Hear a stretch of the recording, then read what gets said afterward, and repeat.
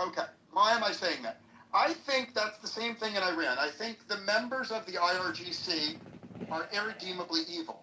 And the members of the Republican Guard are irredeemably evil. And I would like to see every single member of the IRGC and the Republican Guard killed. The same way I wanted to see all members of the SS killed. However, and this is a big however, I think the Iranian military is redeemable. I think they're patriotic. And so my simple plan is for the United States, we have very smart intelligence people, and they are, I believe they are today, in negotiations with each of the generals in the regular Iranian military. And what they're offering the Iranian generals is they're saying, you have the chance to be the greatest Persian generation Cyrus. You can rescue your people the same way the great Cyrus did. All you have to do is form an alliance with the U.S., kill every member of the Republican Guard, and you, Mr. General, you will be the new temporary dictator of the country. Not only will America provide unlimited air support to you, but we'll give you a couple $100 million personally. We'll give you a mansion in Aspen and a mansion in the Hamptons. And we will get every one of your children and grandchildren and great-grandchildren into Harvard. And I believe the combination of $100 million and the mansions and the air support and the Harvard admission, I think America can persuade a couple of generals to come over to our side. They will do the dirty work of killing the IRGC. They will do the dirty work of killing the Republican Guard. And Iran will have a new reasonable government, and not one single American will die. In fact, no Iranian civilians need to die. No Americans need to die. That's my plan. I want to hear your ruthless criticism of my plan as a person. It could be very ruthless. So, do you want me to criticize it from an American perspective? I have people that praise me in real life. I come to Clubhouse to be criticized, so go ahead. Yeah, and thank you for presuming that I do not have, and the rest of the people don't have others that praise them in real life. So that is very humble of you. But, so do you want me to criticize this from my American perspective? No, criticize it. Pretend you're a Persian patriot. Start from the Persian perspective. Criticize it first. So Persian perspective. So I think that nothing good is going to come from a foreign invasion, because it inherently contradicts the sovereign concept of an independence of any nation. So I think that is a very flawed concept. Do I think that your proposition of buying some people, and by the way, Aspen, not a good choice, because Iranians are not into ski.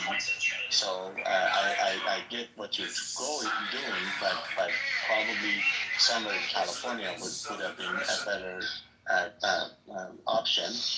So I think it is possible that you can buy people, but right now there's not much left, because everybody has been eliminated. So from an Iranian perspective, I don't think it's going to end up well for Iran, because you just explained it. You're going to install a corrupt person who's willing to take money from an external superpower. So it's not good for Iran at the end of the day.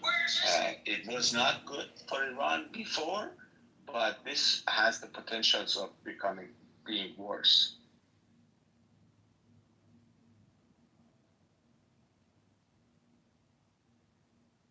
Me too.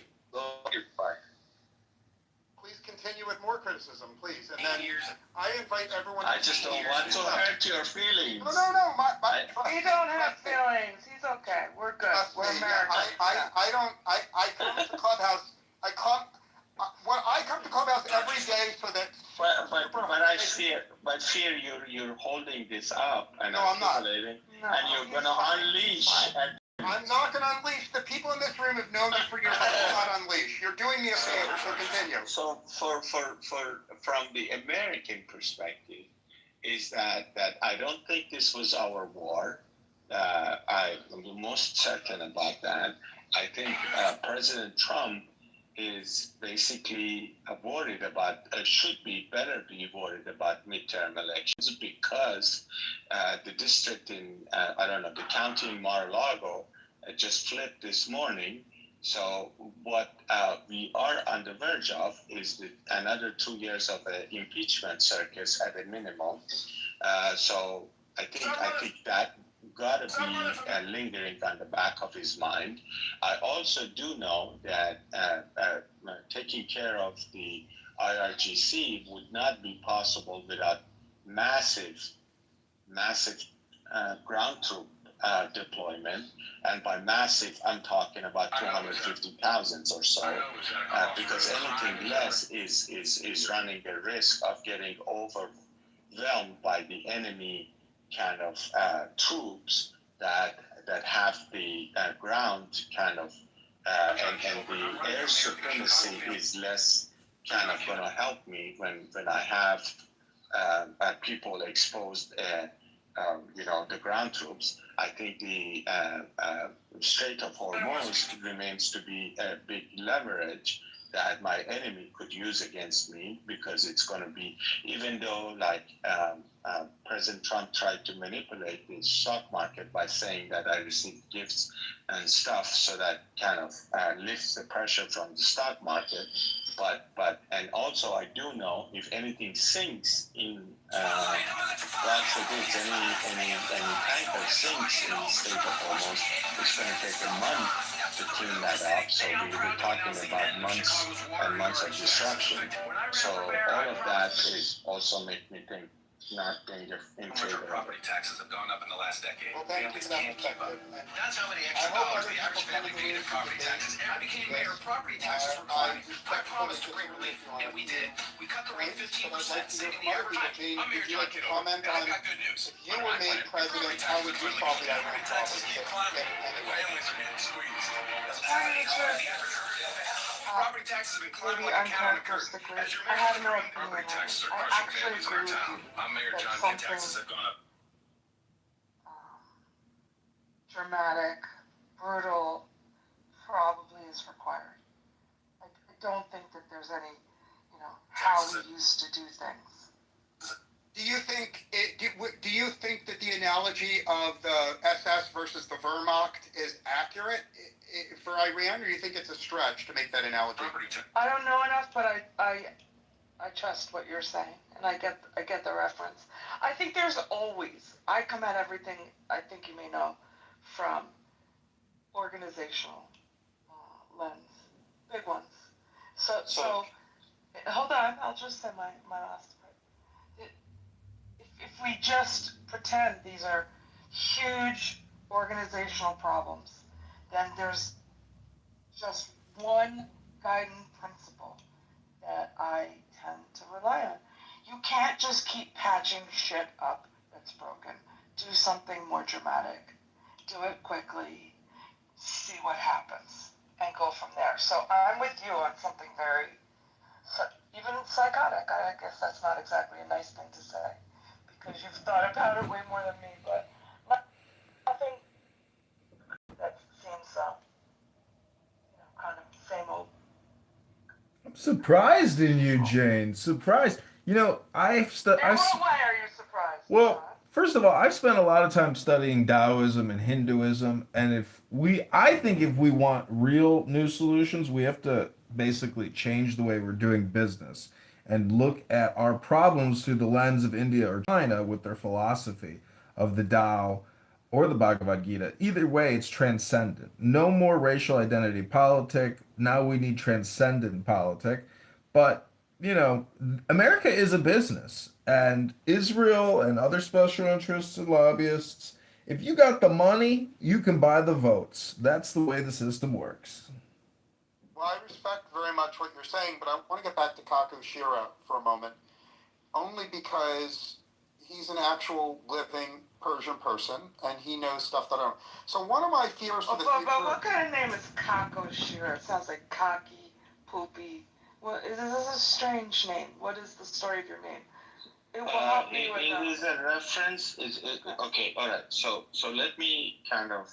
Sorry. You use the pejorative description of my name. I did not appreciate that, Jane. I take it back. I'm taking it back. Okay, so everybody on this platform has some sort of bogus. Even you, I do not know if this photo is photo of you or Jane is your name or not, and yet you have the audacity to ask me what my name means or where it comes from. So that speaks to your kind of personality, because Well, it speaks to my.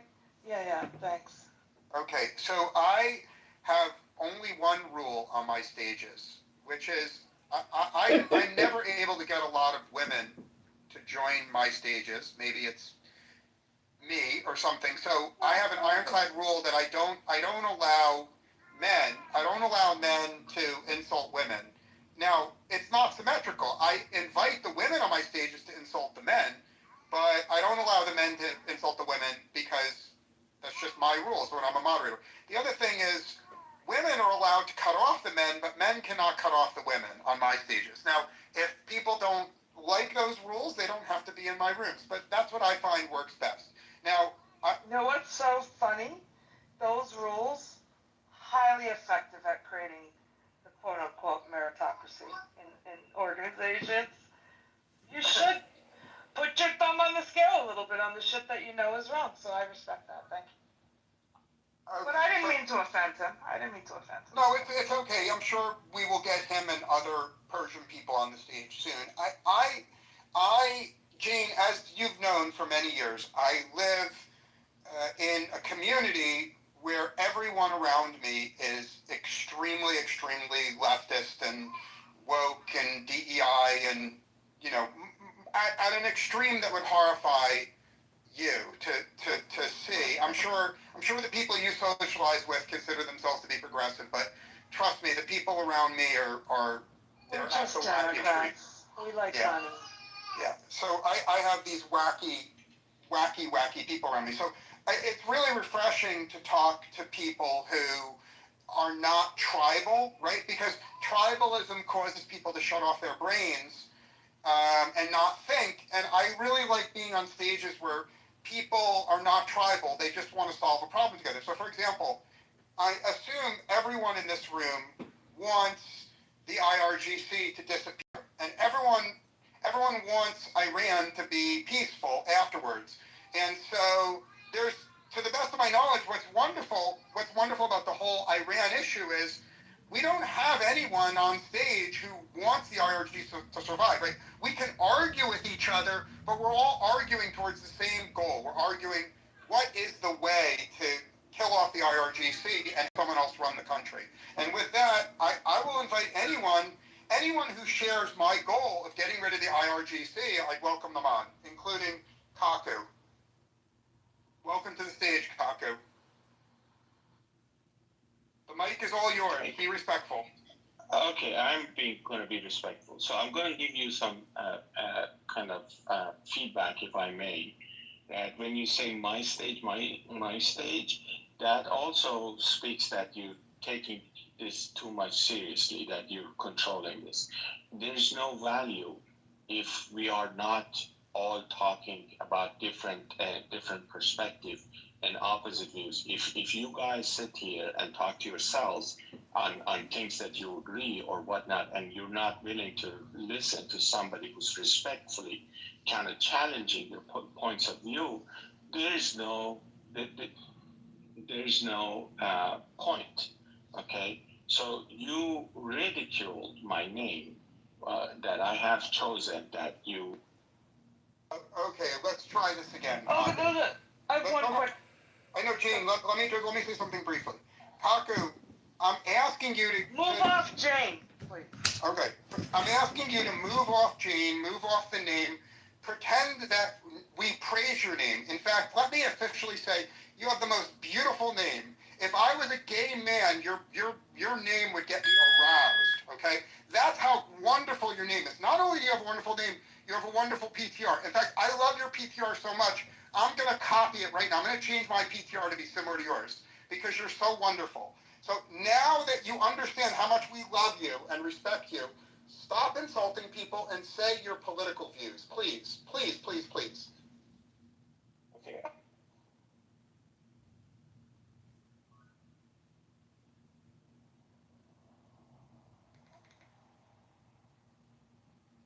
It's all yours. No one will interrupt you, Kaku.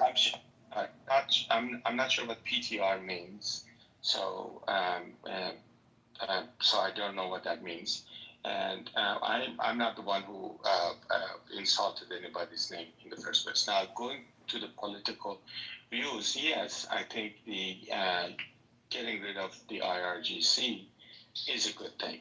I think we agree on that. So that is not the that is not what we are talking about. But the way it's going, first of all, there's a good chance that is not going to happen. So actually, as far as I can tell, as I can see, you can carpet bomb, you can level every city and every town, but unless you deploy, like I said, 250,000 ground troops, they will remain. So you're not going to be able to get rid of them. So the question becomes: is it worth it or not to level and then what do you think? How do you think they're going to take their revenge? They're going to take their revenge on the innocent people who are just there, and they're going to start killing them because there's going to be uprisings, and they have their machine guns on the back of pickup trucks ready to go. So that much we know.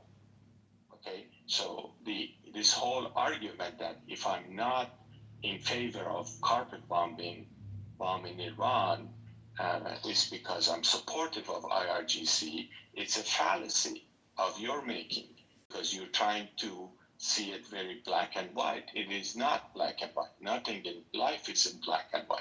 So it's very convoluted, so very complex. So, and also more importantly, there's no way that a foreign country can kind of intervene and create a democracy out of a Middle Eastern country. In fact, it is like utterly laughable that even that argument today is being put forward.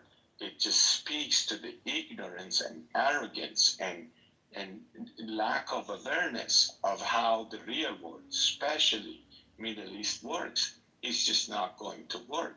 And also, I think this whole movement, it seems to be a preparation for what is happening, the inevitable confrontation with China, because you don't want, as an American. Well, I'm going to respond to you. I thank you for your contribution, but you lack the ability to be succinct. You're brilliant, but you lack succinctness, so work on that. Now, I'm going to address China specifically. I am alone on Clubhouse for being super optimistic about America. And I think this war will result in a new regime that is friendly to America. And I think this war is crucial to America preventing Chinese aggression for the next 50 years. And I'll be very succinct in myself in explaining why, right? What China needs is oil. China produces none of its own oil. And with the success of this war, the U.S. will have a stranglehold on 90% of the oil that could potentially go to China. Remember, the U.S. is a huge oil producer. Our ally, Saudi Arabia, is huge. Canada's huge. Venezuela's huge. Iran is huge. Like, once this war is over, China can't really get oil in opposition to the U.S. And the U.S. will have a boot on the neck of the Chinese. And we will never step on their neck. Let me finish. America will never step on their neck because we're good people. But if they fuck with us, we step on their neck and we destroy their economy. So I believe that even if you're America first, even imagine hypothetically you don't give a shit about the Iranian people, hypothetically. And imagine you don't give a shit about the Israeli people, hypothetically, right? Imagine all you give a shit about is the citizens of America. I would argue this war is necessary and good if you're America first in every way. Now I'm done speaking. I'm happy to hear your criticism. Okay, so a couple of things. Welcome to Donna. So she could tell you, or she or he, I don't know, can tell you what my name means, just for the record. But what I was saying is that the confrontation with China, I didn't get a chance to finish it. So what I'm saying is that right now, as this war is prolonged war, guess what people in China, their leadership, they're talking about? What they're talking about that, listen, looks like this is going to ultimately come to us. Do we want to wait for it to come to us, or do you want to kind of start kind of getting engaged right now? So that is also another risk. So how do you see that risk? How do you kind of... I'll answer you respectfully and succinctly. I see that risk as zero for a simple reason. I travel to China on business all the time. You know what's the most notable thing when you go to China is nobody has more than one son. Nobody has more than one son. So if you ask every single motherfucking family in China, all billion of them, whether they are willing to send their son to go fight in a war with the U.S., they will literally laugh at you. You cannot find one single family willing to sacrifice their son in a war. The other thing about China, and please excuse the background crying, the other thing about China is literally Chairman Xi just purged every single one of his good generals, every competent general, every experienced general, because of his paranoia. Please let me finish. Because of his paranoia, he purged them. So I would say a country where nobody has more than one son, that has no good generals, is not going to fuck with the U.S. I'm done speaking. I'm happy to hear everyone in the room criticize me.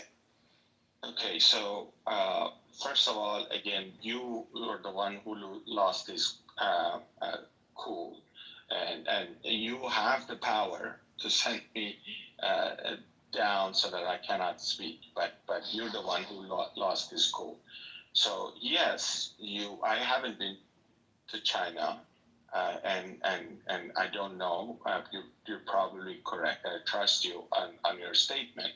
But once the fires and war starts, I think that mentality is likely to change. The same thing is about Iran. The same thing, the new generation that for years they've been talking about. It's the same exact story. Once your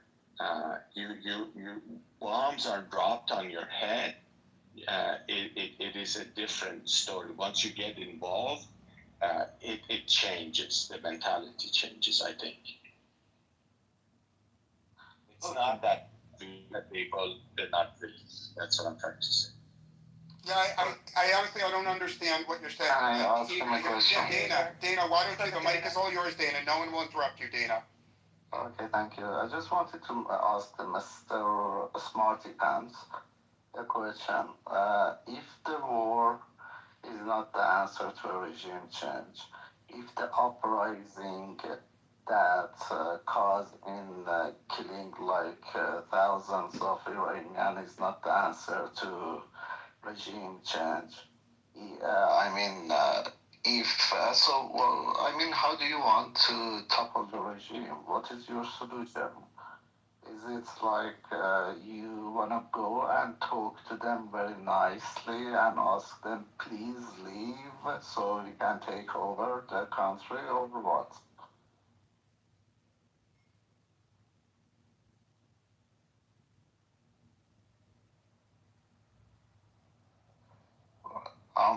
Uncle, I'm asking you. Oh, I didn't realize you were referring to me as the Smarty Pants. I thought it must be somebody else. No, because you claim that you know the Middle East and you know everything and blah, blah, blah. So, what you said so far is that war is not the answer, uprising the people is not the answer. What is the answer to regime? I did not make any claims. I just stated my opinions. And we are here and everything is being challenged. So I did not make any claims. Nobody. Yeah, I'm challenging you now. Sure.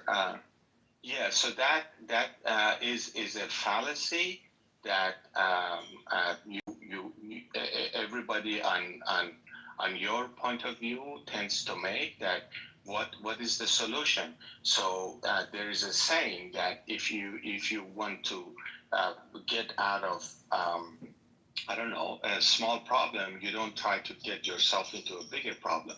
As big of So Dana, I'm going to engage with you on that. There's something going on in this room that I've noticed in many rooms on Clubhouse, that Clubhouse seems to draw a lot of people who love to criticize others and criticize other ideas, but very, very few people who are willing to offer a solution, right? Some philosopher, I can't remember his name, said, it is better to light a single candle than it is to curse the darkness. Maybe someone smarter than me can tell me which philosopher. And that's what I see on Clubhouse all the time, is people like to come here and complain and vent, and someone has like a whiteboard and is in brainstorming mode and is genuinely optimistic and earnest, and you have all these naysayers and complainers that just delight in shooting down ideas without offering a solution of their own. And so in my rooms, I try to set a different tone. And I would ask you, Dana, you have the mic. I promise you, no one will interrupt you. I'm going to invite a lot of people onto the stage, but no one will interrupt you. I promise you. Be succinct. Tell us your solution to Iran. And by the way, I'm not expecting it to be perfect. I'm expecting it to be the best thing available given the circumstances. Thank you. Yeah. Quickly, sorry, Dana. Eleanor Roosevelt said it. Eleanor Roosevelt. Thank you, Jane. I'm going to change my PTR to honor her. I'm sure you're no fan of hers, but I had to deliver the news. Okay, so basically you are very, very much right here. I mean, to be honest, I've been dealing with these people for the past few months since the massacre that happened like a couple of months ago in Iran, and before that, there are two groups that has this kind of opinion. One of them are, of course, pro-regime and pro-IRGC, just to criticize the opposition movement and Pahlavi movement, okay? And then there is another one who are like... I've been a full-time creator for around 5 years. Like far leftists, they also do this as well, and they tell me, yeah, this is not the solution. Uprising is not the solution. War is not the solution.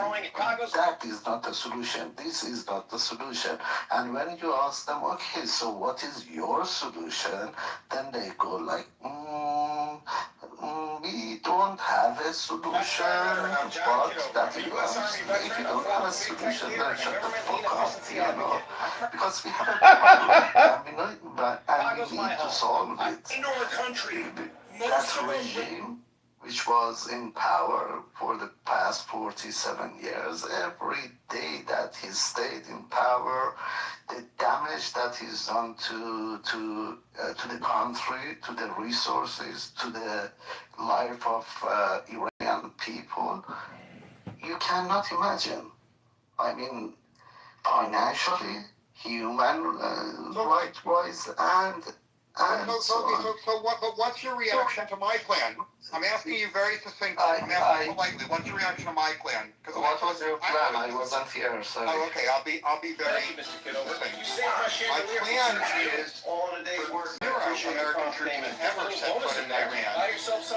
My plan is for the U.S. to use money and bribery to persuade the Iranian military to turn on the IRGC. So my plan is for the intelligence assets to have meetings with each of the generals in the regular Iranian military and offer them the opportunity to ally with the U.S., to have air support from the U.S., and to conquer Iran by defeating and murdering every single member of the IRGC and the Basij and the Republican Guards. And the idea would be this general would say, hey, I'm a patriot. I love my country. And the IRGC, they're bandits. They're mafia. They don't You are free, Claire, that clown. You deserve a real man in the I'm gonna kill them, and I'm gonna put in a new government. Claire The Bear. government is gonna be fair to every racial group and every religious group and every economic group, and we're gonna be fair. But in order to have a new free Iran, we have to kill every single member of the Republican Party. And by the way, I don't want any Iranian civilians. This is not a job for civilians. If you're a civilian, no matter how patriotic you are, hide at home. This is a job for your military. And if you're a civilian and you want to help us, this is not the time. Please hide at home. And the Iranian military, backed by the Air Force of the U.S. and the Air Force of Saudi Arabia and the Air Force of the UAE, the Iranian military does the job of killing every single member of the IRGC. And the new government run by the Iranian military, it's not going to be perfect. Okay? It's not going to be exactly like America. It's not exactly going to have all the freedoms we have in America. It's not going to be perfect, but it'll be better than the IRGC government. And you know what will happen? Because the nature of the Persian people, I love Persian people, but it is the nature of all Persians in the world to complain about everything all the time. So if America replaces the government of Iran, if America replaces the government of Iran, did you know that with a every perfect time government, King but visits Parliament, with a he better technically government. takes a If politician Iran goes from a hostage? D-level It's a government to tradition like a dating back to the B-minus government, I 1600s, promise you during a one time thing, of Dana. conflict between Every the single Crown and Persian Parliament. person will Whenever the complain King enters the all the House of time Lords for the state about opening of America. There will Parliament, be a no member of gratitude Parliament at is all sent from to most Buckingham Persians Palace as a because the prisoner. new government This isn't perfect. hostage But is a the new symbolic government guarantee will for be the much King's better safe for the return. Persian people, If anything much better happens for to the the monarch American while he's people, with the politicians, and the the hostage world would will be face a a slightly similar better fate. place While they because the aren't U.S. kept in a spent dungeon anymore, a the fuckload emperor of is money still physically replacing held at the palace a until the king D-level is government safely with a back B-minus home. government. Did And you know that every this war will be remembered fondly because, truthfully, America has the money to do things like this. And this war will be remembered very fondly because it's America first. It served America. It got almost no Americans killed. And history will remember this as one of the smartest wars America ever did. That is my plan. Now I'm gonna shut up. I'm gonna let you speak. But no, Kaku, stay quiet. This is for Dana to respond. Only Dana. I'm going on mute. Okay, that would be ideal. I mean, if that could happen. But the thing is that the problem is that in Iran, the military and IRGC are so mixed together. I mean, it's like the high ranks of the army that they are from IRGC. So it's not like you can, separate them in very easily. That's the problem. And I heard there are a lot of people left the army and IRGC during the war. That's why I don't know if you heard or not, but yesterday in the state TV they were calling. The high rank IRGC was calling for people to come and voluntarily join the IRGC and besiege, and they even reduced the age from 18 to 12. So now they're asking 12, 13 years old kid to come and join the IRGC and go to the checkpoints and go to the besiege bases and stuff like that. So well, thank you, Dana, I would like you to debate with Kaku Shira, but in order to keep the debate civil, I'm going to attend to some duties for the next 10 minutes. So in order to keep the debate civil, I made you a moderator, Dana. Okay, thanks. I trust you to, even though you have... Hold on. Okay. No, Kaku, please don't interrupt me.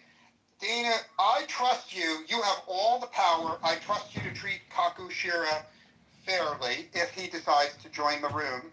I trust you to treat everyone fairly because I judge you as having good judgment, and I respect you because you disagreed with me sharply, but you disagreed with me with facts, not with assholery. So Thank you. yours to run.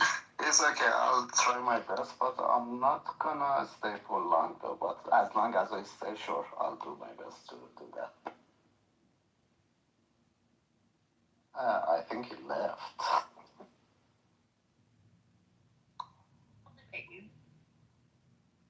Yeah, sure.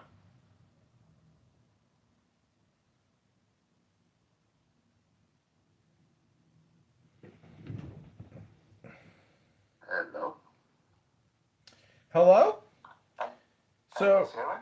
you know, with regards to the Republican Guard killing IRGC members, I really personally, I don't like hearing people on this app calling for murder and saying, why aren't the Iranians go? I'm really sorry that you're going through that. I'm really, really sorry. I know it's a super difficult thing for you, and I'm here for you. I'm here to be supportive of you in any way possible. Yeah. Are you talking to me, or do you have like your I you think know, a he's talking to niece? someone else. But his mic is on. Clavicular. I think you're on hot mic, unless you're speaking to us at a distance. Is it possible to mute him or no? Yeah, I think I can do that actually. I know how difficult it is, and Okay, he's muted. That's great. Okay, so I don't like hearing people on this app call for other people to commit violence. To me, it is so disgusting. It's very childish, pedestrian, pathetic, very loserish, in my opinion. Um, and I really also dislike hearing screeching Iranian women. To me, it's such a turnoff. It makes me want to think, you know what? I'm not with that woman. I'm not with her. If she's gonna come on a social audio app and scream, you gotta kill these fucking people. You gotta fucking kill. To me, that's a big turnoff. I wouldn't go sacrifice myself for a loudmouth cunt on a fucking social audio app screaming for the death of these, Islamic IRGC people. That's just me. What do you think, Dana? The thing is that right now, actually, the temper of the Iranian people is very short because, just a couple of months ago, we had like a massacre in Iran. A lot of people were killed by the regime. My brother got shot in the leg. He still can't walk properly. And I know a lot, my wife's cousin, he was shot. And I know a lot of my friends who had like relatives that they are either dead or injured or, So we had that tragedy. And now the war and everything, of course, a lot of us are, happy with the war, but the war is never a good thing, The reason that we are happy with the war is because we are out of the options to topple this regime. We tried everything. We tried peaceful, we tried reforming the regime. We tried peaceful protest. We tried the strikes. We tried everything. We tried until 2 months ago that it was the final one. We tried like an opera. It was an uprising. And millions of people were in the streets. And we all know what happened. So that's why we got to this point that, okay, the only option to, topple this regime is just, is what is happening right now. And that's why, Iranian people are happy, but I'm sure you understand that they have like mixed feelings. Still, there are a lot of casualty in the war. Of course, when they seem like bombs are dropping in the cities and stuff like that, that's scary, dude. But the only things that keep us going is the hope that at the end of the war, we hopefully gonna see that the regime, this brutal regime, not gonna be in power anymore. That's the only hope that got us, going. what do you think? Let me ask you a simple question. Oh, yeah, you'll go ahead, 1927, please. What happened to the Afghanistan after the war? What happened to Iraq after the war? What happened to Syria after the war? Well, I'll try to answer you succinctly. First of all, Afghanistan, the war was a total failure. In Iraq, the war was mixed. Actually, Iraq is a much happier place today than it was under Saddam Hussein. So I would say that's mixed. Syria, I would say is also mixed, right? For if you're a minority group in Syria, life is worse than under the past leader, who is now, by the way, an ophthalmologist. But for most people in Syria, they're better off. Now, in terms of the world, I would argue the world is dramatically better off because the leader was overthrown in Syria. I am thrilled that the government of Syria fell. I think the whole world is better off. And because I'm America first, certainly America's really, really better off because that clown was deposed to Moscow. So I welcome criticism from people who love America. If there's somebody in the room who loves America and wants to debate me about what's best for America, I'm eager to debate them. But Clubhouse has a lot of people who don't love America. Clubhouse has a lot of foreigners and leftists and communists who, for whatever personal reason, they want to see America die. They want to see America suffer.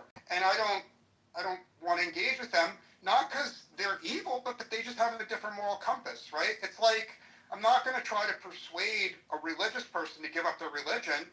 I would not persuade a foreigner that hates America, a foreigner that wants to see me die, a foreigner that celebrates when Americans die. I don't want to engage with them because they have a different moral compass. That's how many extra And with that, Dana, I'm interested in your view, Dana, your honest view about a blockade. So what about if the U.S. said, we don't have an appetite to drop in ground troops, but we're going to impose an airtight blockade around Iran so that China can't resupply the weapons. So we say, starting tomorrow, every train line is blown up, every road is blown up, every bridge, every connection between Iran and the outside world is permanently severed.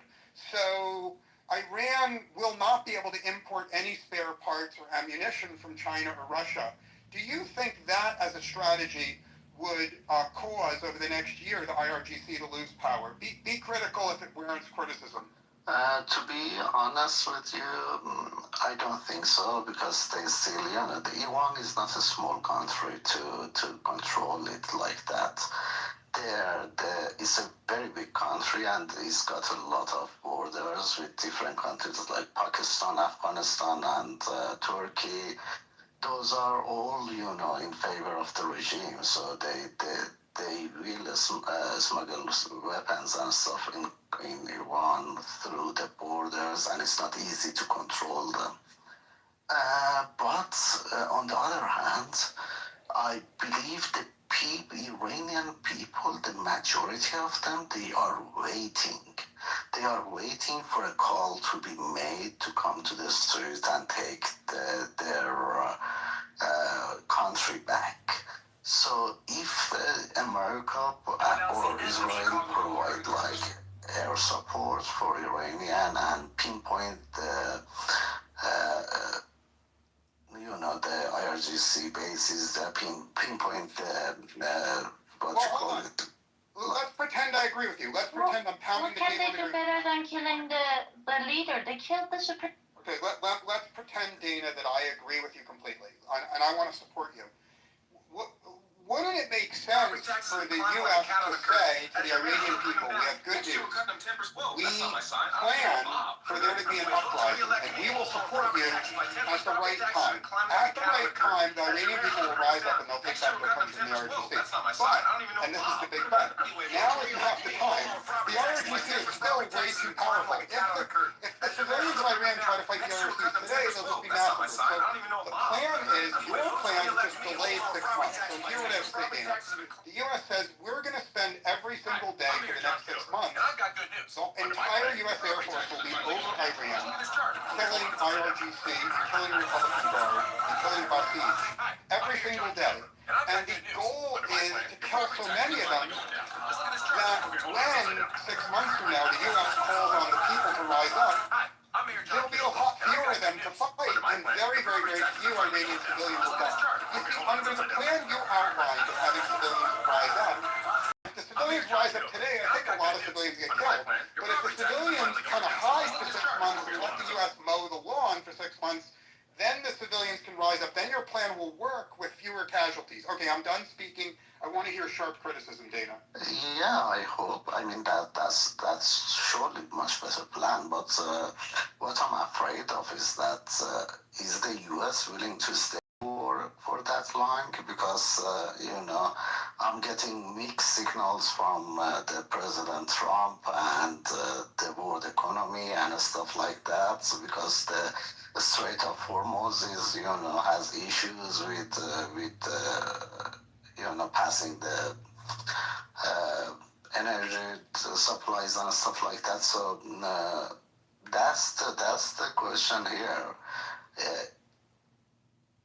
Can I talk or do you Please go ahead, Saul. The mic is all yours. No one interrupt Saul, please. Oh no, I was just listening to, how do you pronounce your name? Calva? What is this?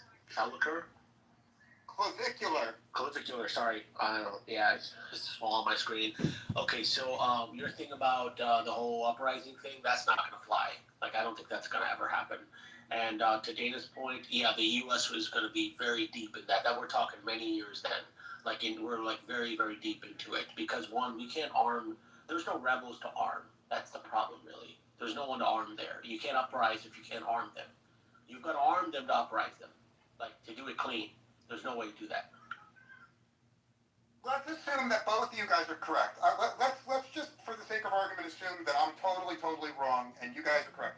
So let's assume you can't arm the civilians right now, and also you can't count on the Iranian military to do the job. Okay. There's no one to arm because there's no coordinated. Okay, I understand. So I'm assuming you're right. So what about this? This is totally separate. Forget everything I said. Let's assume that everything I said up to now is retarded, truly retarded. Forgive me, forget it all. Okay, plan D is, what about if the U.S. arms, there's a whole bunch of people on the Iranian border that are itching to invade, right? Who? There are, please let me finish. I'm going to finish. One group is, there's a lot of Kurds that would like to invade. Second of all, I believe there's a lot of Azeris that would like to invade. So my proposal, just for discussion, I'm not adamant about this, my proposal is the U.S. gives weapons and money to all the Kurds willing to invade who are fully trained militarily, and to all the Azeris willing to invade, and you have a simultaneous invasion from the north and from the Kurdish area, funded by the U.S. with full air cover from the U.S., but with no American troops. And the idea is both will establish a beachhead in Iran. There'll be a little piece of Iran occupied by the Azeris, a little piece occupied by the Kurds, and the idea is, in order to fight in those enclaves, the Republican Guard will come into the open to fight them, and then with air support, the U.S. will have the ability to kill a lot of Republican Guard. I would like both Saul and Dana. Saul first, and then Dana. I'd like you to brutally criticize that as an idea, please. Yeah, Kurds are out. Just forget about that. They've already declared that. I mean, the Kurds got screwed over by the U.S. twice already. They're not doing it. Kurds are not going to go in there. You forget that completely. The other group, that's too small. You've got 600,000 plus 200,000 reserves.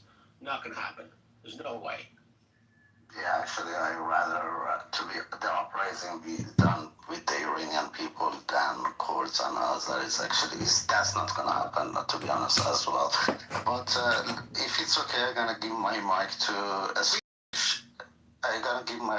the Sky. I know her; she's very intelligent and she's got a very, very good, deep understanding of the situation of Iran as well. Go ahead. Thank you, Dana. I can't help but I'm kind of pissed because first moderator in this room started disrespecting Iranian women. I don't know what the fuck was that. That Iranian women are screeching for some loser motherfucker's name. God knows who that person is sitting in a clubhouse 24/7 asking for help. Like, what are we talking about? When I hear that from a mod, the intellectual conversation is out of the window, I think. And none of you guys even said anything. Like, since when it's okay? Is it funny to you that Iranian women are under war and you need to... No, I'm not referring to an Iranian woman under war. I'm talking about a Los Angelino woman who claims she's a doctor and she's on here. She hasn't been on here in 24 hours. I'm just saying that it doesn't matter who the person is, but when I hear someone screaming on this app, to me, if you want to win and influence and persuade and inform the audience or your co-speakers, etc., you have to speak uh, with some gentleness. You can't expect anybody to do what you want them to do if you don't speak to them with gentleness. That means, talking delicately, not screaming like a banshee, a harp, a loud-mouthed, obnoxious person who shouldn't be listened to. They should be punched in the face because loudmouths get knocked out. Do you understand what I'm saying? Hello? Well, there are some people who say fuck your feelings. What do you say about that? We're not here to police anybody, and we gotta understand, establish a ground point in here that not you or me having to do anything with power or politics. We can just discuss the politics, but let's not trip over we have the power to send military anywhere. So I don't understand why should we even take an offense. Like somebody has to come here and beg you and please you so you can say, okay, troops, go there? Like, what a bullshit. That's also not what's happening. So, but anyway, I've been triggered so much in Clubhouse because most of the people that ask others have to be nice, they're not showing it themselves. So I don't know how is it that even a... Well, we all have complaints about the irritating losers who are on Clubhouse. The thoughtful people with good social skills have all left. So you're dealing with a suboptimal crowd here, present company included. So either take it or leave it. Like, talk to the issue of what you want to see happen in Iran, or leave the room. Don't stay on the stage and just criticize people personally. That's boring. I can say one thing, Scott, you were on yesterday talking about credentials and talking about the president. Listen, come on. Let's not go down your credentials and your singer. You brought this up yesterday too. Okay, I'm going to talk about the topic. Can you hold on? Okay, go ahead, Sky. You got 30 seconds. Okay, focus on the topic. Sky, focus on the topic. You got 30 seconds. Go ahead. I was trying to... You guys. Okay, whatever. So I think Uncle Trump has planned it very well, and we as people, we don't have the patience to see that. This is very well planned from what I see, from what I talk to my friends in Iran, they're saying.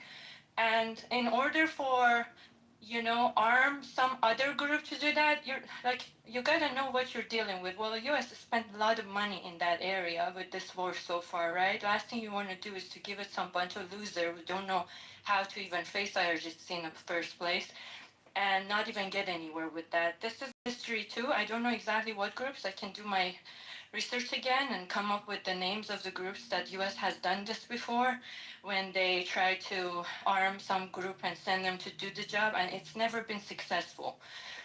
Especially when we're talking about IRGC, which has expertise in trying to make the war very prolonged and waste time and money, and they're just, as we're speaking, there are missile cities coming up that we didn't even know, like people around didn't even know they existed. So when you're dealing with that, you need very powerful military to face them. As we can see, US and Israel being the most powerful military in the world, they're still kind of struggling there. Haven't done the job. I thought the first week IRGC would be done, but apparently not. And from the other side, when I was listening to you, Dana, you said about the IRGC asking for 12-year-olds and plus to come and join. That just tells me, they're done. And we need to sit and watch that. But from what I also understand, I think Marco Rubio has a very good knowledge about what's happening in Iran. We do have a population that is in support of America. People of Iran, majority of them are in support of America. 80% of them are against the regime. And they've been demonstrating that. And Iranian regime is at their weakest. So I think this was a good move from the U.S. to make Iran as an ally. And but what's your solution now? What's your solution as of what would you do? Assume that President Trump gives control of the U.S. to you, Sky. What do you do in the next month? Be specific. What they are doing, they're sending troops there. I think a small amount of troops coming from the south and coming from the west will be the solution. Considering if the uranium, enriched uranium is not the threat anymore, which I think it is still.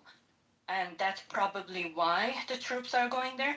But I think the boots on the ground is the ultimate thing that I would do if I was the commander of chief. Make sure the operation is going smooth, and make sure I can finish this toppling the regime so I can get access to what I want to do, changing a regime to where I want to change a regime, have some peaceful person over there that I don't have to come back and bomb every 2 years and spend all that money, and make sure that the peace is in the Middle East so I can still have my bases over there and my power over there as the first world, as the country that is number one in the world. That's my suggestion. Well, thank you, Scott. First of all, on a personal basis, I want to thank you for offering a very sharp, specific, opinionated thing. Most people that I experience on Clubhouse are weasels. They don't succinctly say what they want, but you speak exactly what you want, and I respect that. However, there is a but. If I was in charge of America, I would not do what you said. And the reason I wouldn't do it is because of American politics. I love America, but the weakness of America is no one in America, in any political party, can accept dead Americans. No one in America can accept even a small number of dead Americans in this war. So even if sacrificing the lives of a small number of Americans would be really good for Iran and good for America and good for the world, I personally don't think it's politically possible. I don't think it is doable for any president to sacrifice American lives to help Iran. I wish it was differently, but that's the reality. So, in my opinion, even if I assume your plan is the best plan, your plan cannot be done because it involves dead Americans. And we, as a room, we have to come up with a plan that involves no Americans dying, zero. We have to figure out a way to liberate Iran with zero dead Americans, and that is damn hard. And given the collective IQ in this room, we probably won't do it. But I'm up for the challenge. If anyone else wants to comment and criticize me, I'm eager to hear it. Can I make a point real quick? The mic is all yours. Sure. We're not going to elaborate around that. That ship has sailed. That ship was actually never really at the dock, anyways. So if we don't get out, which our guy, the Godfather here, who really is a sales guy and he's a showman, right? So think about how he works, how he operates. He's running the country as a business, and he's a sales guy. So he has to get on a high note. That's it. If he's not out before the midterms, he's going to get impeached again, and he knows it. Right? That's the big scare that's going to come. He's probably going to try. They're going to probably try to impeach him once more. He's got to get out before then. How's that going to happen? So that's the point I want to make. And I think a limited ground invasion highly is possible, but very limited. But he has to get out on a high note. So my question to you is, how do you think he's going to do that? Well, I hope that you're wrong, because I hope that our president is a very, very, very flawed person. I'm not going to go into details, but he's flawed. I hope that he cares about his place in history more than he cares about the midterms.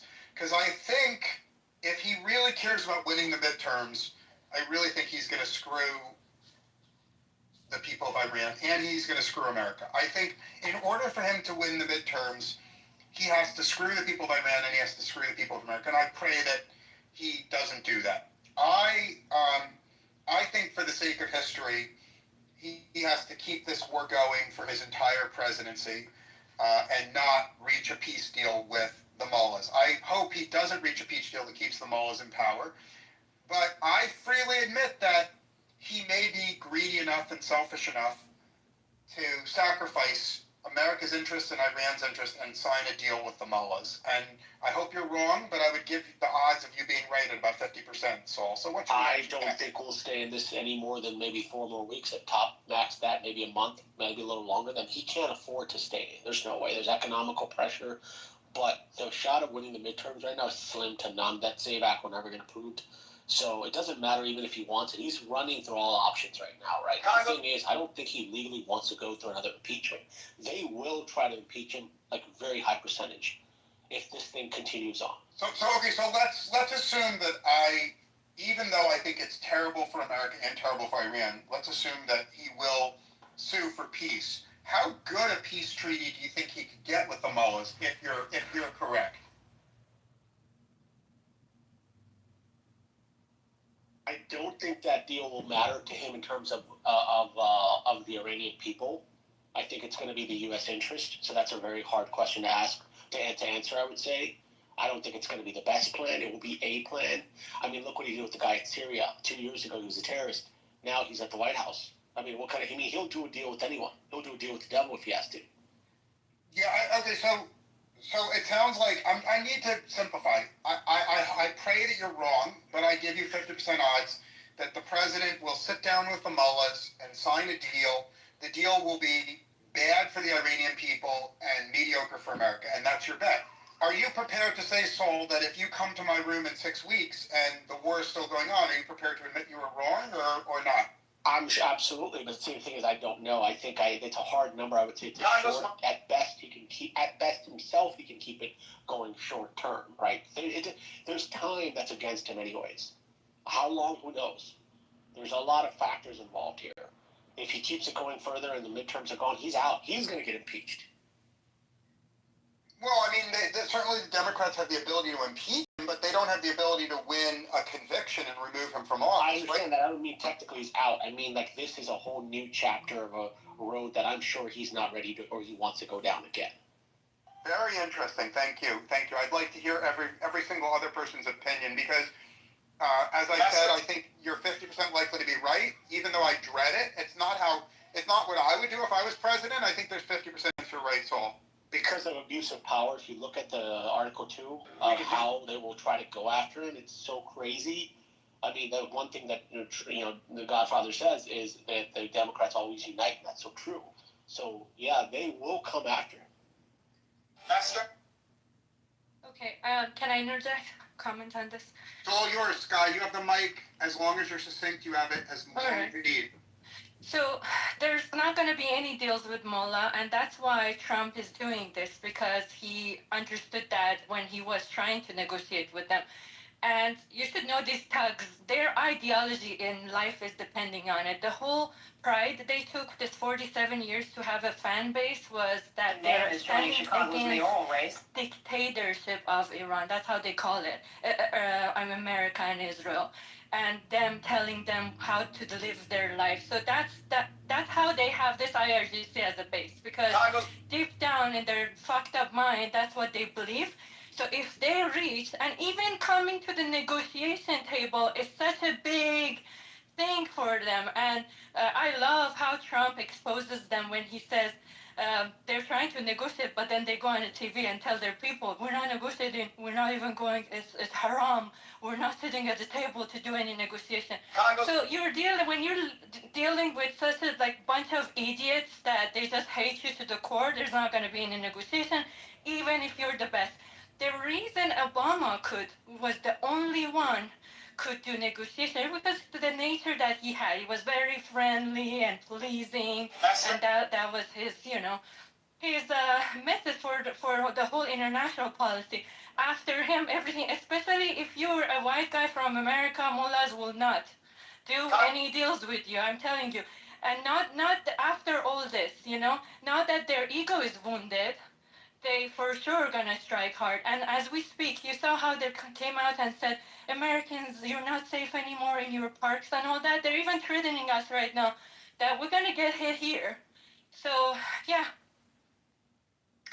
Yeah, just to complete the Sky point, I don't know if you heard or not. Yes, it was yesterday or the day before yesterday that the IRGC speaker came to the TV and said that we destroyed all the American bases in the region.